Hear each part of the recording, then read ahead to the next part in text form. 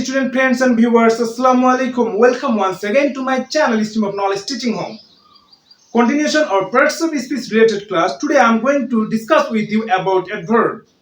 Adverb is a very important topic in English grammar. So you have to learn all the topics very clearly so that you can use it in your practical life. Before starting today's class, I would like to discuss with you a short story. And the short story is about parts of speech. So, বন্ধুরা মনে রাখো আমি কিন্তু তোমাদের সাথে আজকে একটা short গল্প দিয়ে আমার ক্লাসটা শুরু করব, ঠিক আছে? তো মনে রাখবা যে গল্পটা হচ্ছে পার্টস অফ স্পিচের একটা গল্প। পার্টস অফ স্পিচ মনে করো পরিবারের পিতামাতা এবং এনাদের সন্তান হচ্ছে আটটা। একটা হচ্ছে noun, pronoun, adjective, verb, adverb, preposition, conjunction and interjection. তো ইন্টারজেকশনটা পার্টস অফ স্পিচের কোলের সন্তান, ঠিক আছে? তো এর দেখাশোনা কিন্তু পিতামাতাই করে। বাকি আট ভাইয়ের মধ্যে মনে রাখবা অ্যাডজেক্টিভ এবং অ্যাডভার্ব এরা দুইজন হচ্ছে কর্মজীবী, চাকরি করে, আর বাকি সব ভাইয়েরা মনে করো স্টুডেন্ট। তো এখন ঈদের ছুটিতে সবাই এক জায়গায় হওয়ার পর পিতামাতা এখন সকলকে নিয়ে একটা পারিবারিক বৈঠকে বসে অ্যাডজেক্টিভ এবং অ্যাডভার্বের উদ্দেশ্যে বলে যে তোরা দুজন তো চাকরি করিস, পরিবারটা বড় হয়ে গেছে, তো এদের ব্যয়ভারটা বহনের দায়িত্ব তোদেরকে নিতে হবে। তো অ্যাডজেক্টিভ বলল ঠিক আছে, আমি নাউন আর প্রোনাউনের দায়িত্বটা নিব, এবং অ্যাডভার্বকে বলল তাহলে বাকি যে তোর ভাইয়েরা আছে এদেরকে চালানোর দায়িত্বটা অ্যাডভার্বকে দেওয়া হলো। তো অ্যাডভার্ব বলল ঠিক আছে আমি রাজি আছি। তো অ্যাডজেক্টিভ বলল আমার চাকরিটা যেহেতু ছোট চাকরি, আমি কিন্তু দুইজনকে দেখবো, শুধু নাউন আর প্রোনাউনকে, আর বাকি সবগুলোর দায়িত্বটা যেহেতু অ্যাডভার্ব বড় চাকরি করে তাকে দেওয়া হলো। তো অ্যাডভার্ব রাজি হয়ে গেল। এখন অ্যাডজেক্টিভ বলল যে মাস শেষে আমার কিন্তু একটু টানা পড়া যায়, আমার যদি কোনো সমস্যায় পড়ি তাহলে আমাকে দেখাশোনার দায়িত্বটা কিন্তু তোকে নিতে হবে, আমাকে কিছু ধার দিতে হবে। তো অ্যাডভার্ব তাতেও রাজি হয়ে গেল। তো আমি তোমাদেরকে এই গল্পটার মাধ্যমে বোঝানোর চেষ্টা করলাম যে অ্যাডজেক্টিভ নাউন এবং প্রোনাউনকে মডিফাই করে। এখন মডিফাই শব্দটার অর্থ কি?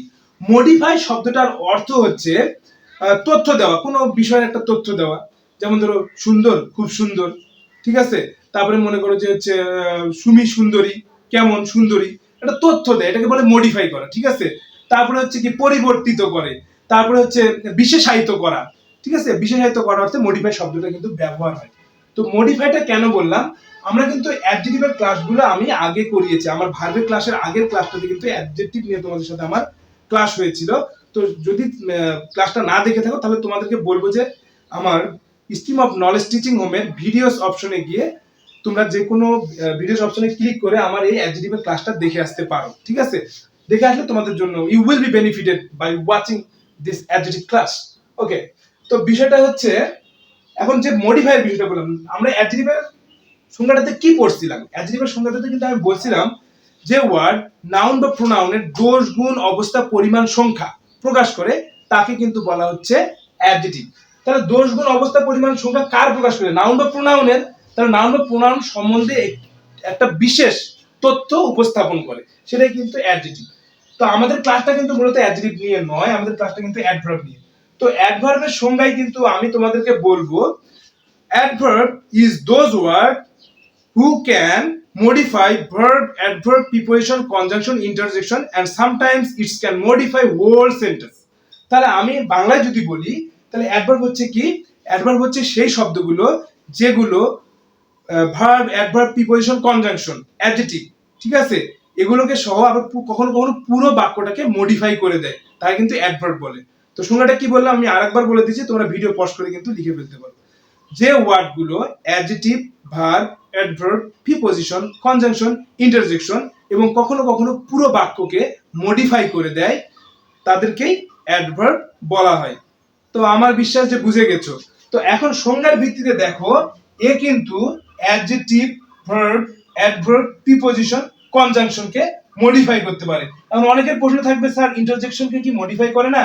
হ্যাঁ, ইন্টারজেকশন কিন্তু যখন সেন্টেন্সে থাকে, ইন্টারজেকশন সহজে সেন্টেন্সে পুরো সেন্টেন্সটাকে কিন্তু অ্যাডভার্ব মডিফাই করতে পারে। তবে এটাকে নির্দিষ্ট করে বলা যাবে না যে ইন্টারজেকশনকে অ্যাডভার্ব মডিফাই করে।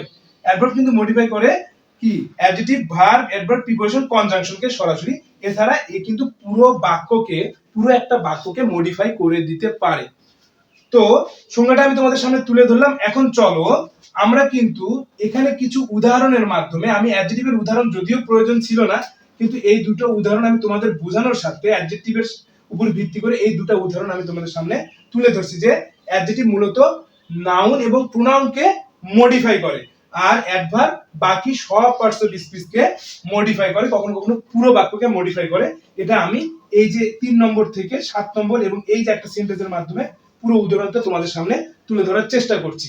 তো চলো দেখো এখানে বলছি আমি 1 নম্বরে, যেটা হচ্ছে অ্যাডজেক্টিভ নাউন এবং প্রোনাউনকে মডিফাই করে, তার দুটো উদাহরণ এখানে আমি লিখে রাখছি। 1 নম্বরে লেখা আছে কি দেখো, Sumi is a beautiful girl. Sumi হচ্ছে একটা সুন্দরী মেয়ে। দেখো তো মেয়ে, মেয়ে কোন নাউন? আমি তোমাদের সামনে বলছিলাম মেয়ে একটা কি নাউন, যার নাম আছে সেটা নাউন। আচ্ছা এটা নাউন, আর নাউনকে মডিফাই করছে কেমন মেয়ে, সুন্দরী মেয়ে, এটা কিন্তু অ্যাডজেক্টিভ। ঠিক আছে, তাহলে দেখো অ্যাডজেক্টিভ কিন্তু নাউনকে মডিফাই করতেছে। পরেরটাতে দেখো হি ইজ হ্যান্ডসাম, সে হয় সুদর্শন। সুদর্শনটা কি, কার দোষগুণ বুঝেছে, যে সে হয় কি, এই যে হ্যান্ডসাম।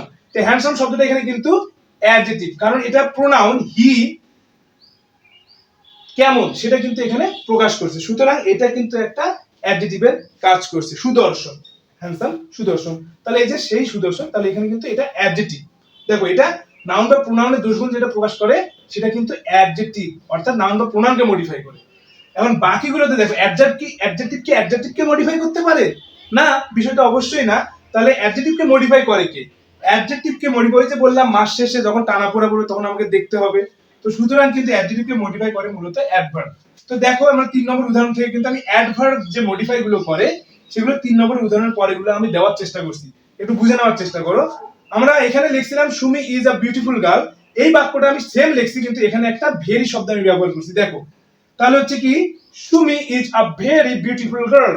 সুমি হচ্ছে একটা খুব সুন্দর মেয়ে। এখন দেখো যে এটা ছিল নাউন, এটা কিন্তু অ্যাডজেক্টিভ, তোমরা জেনে গেছো, এবং তার সামনে দেখো ভেরি, সুন্দর, কেমন সুন্দর, তাহলে সুন্দরের সম্বন্ধে একটা তথ্য দিচ্ছে, খুব সুন্দর, তাহলে এই খুবটা হচ্ছে কিন্তু একটা অ্যাডভার্ব।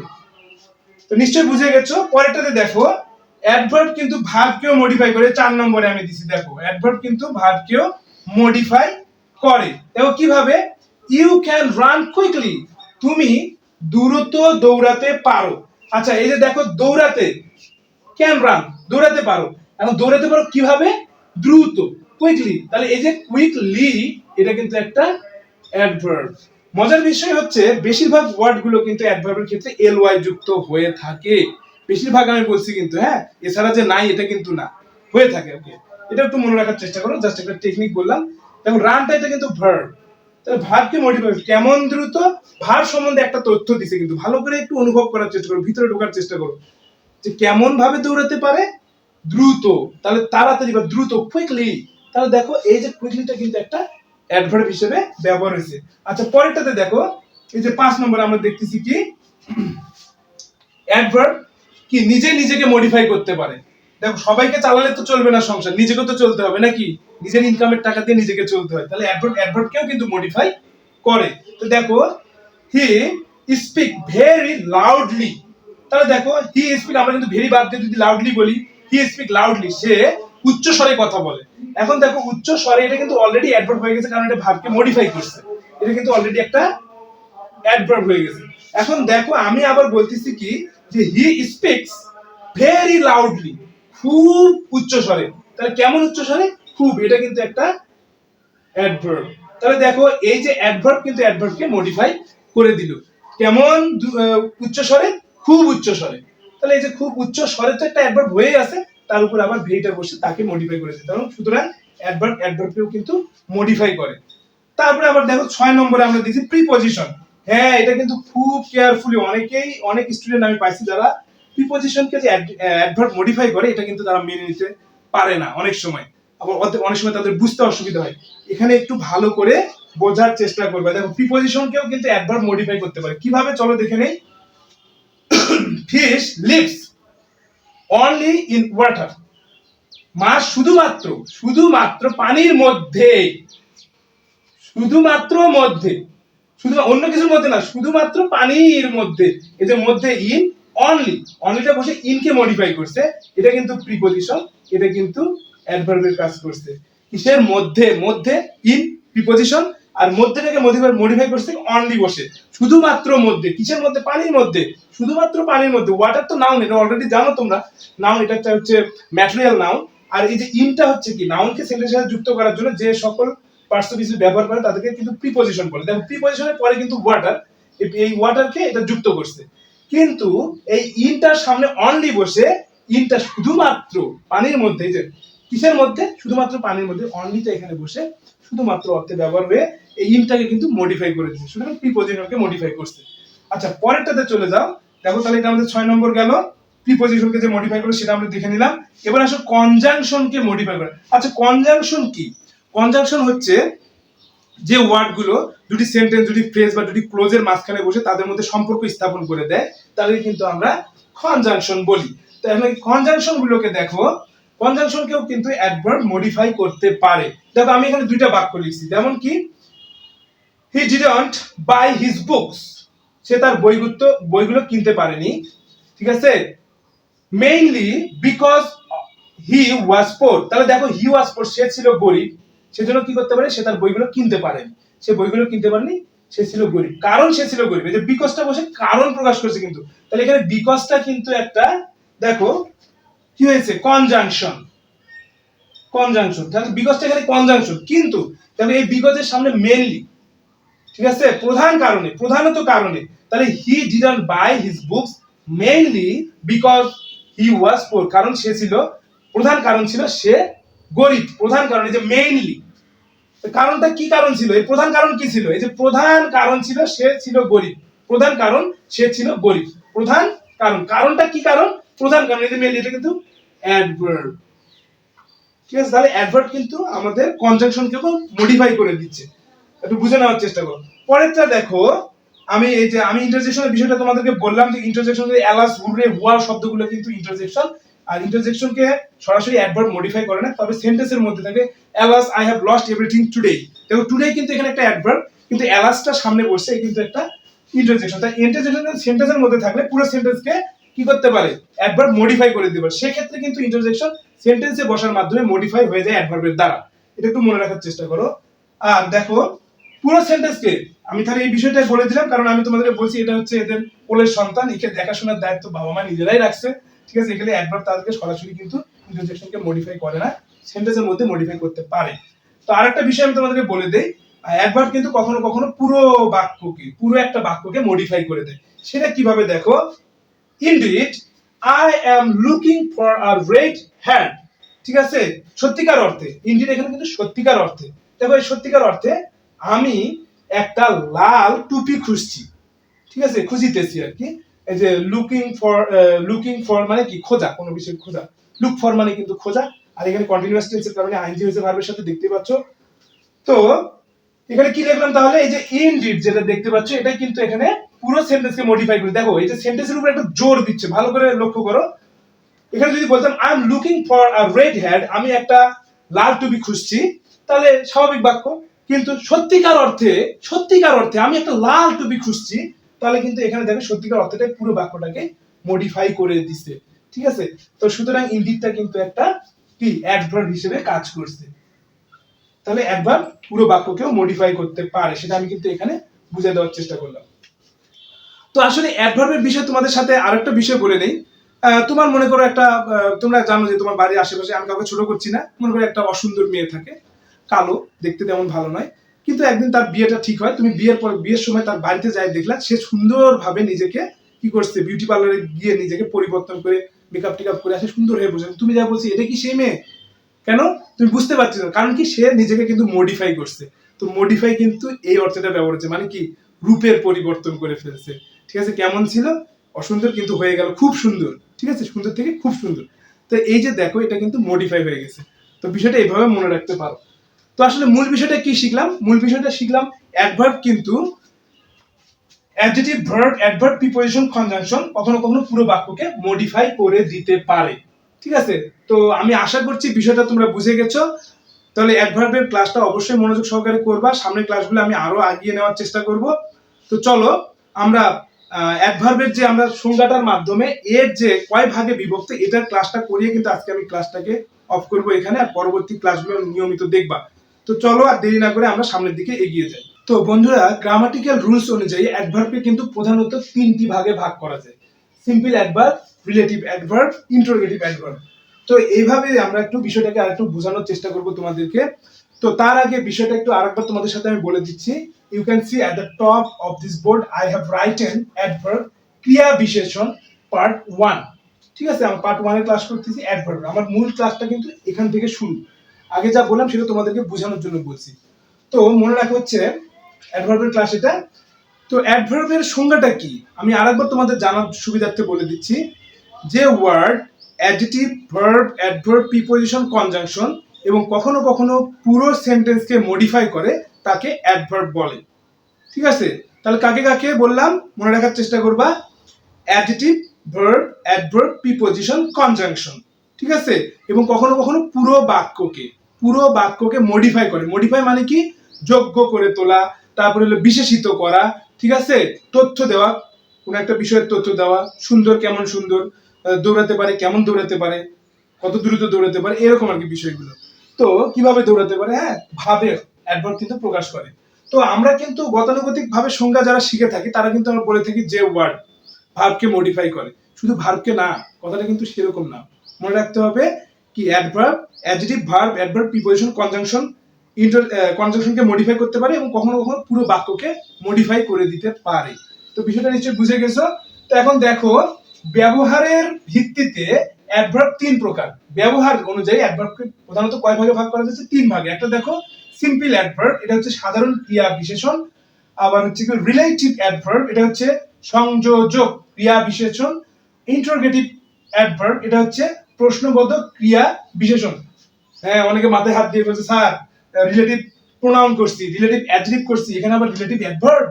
হ্যাঁ, ব্যবহার ভিত্তিতে বুঝতে হবে কিন্তু মনে রাখো। আমি মাঝে মধ্যে বলি আমি তোমাদের কি এখন টিচার, আবার আমার শিক্ষক আছে, আমি আমার বাবা মার সন্তান। ঠিক আছে, আমার বোনের কিন্তু আমি ভাই, আমি আরিফ কিন্তু আরিফই আছি।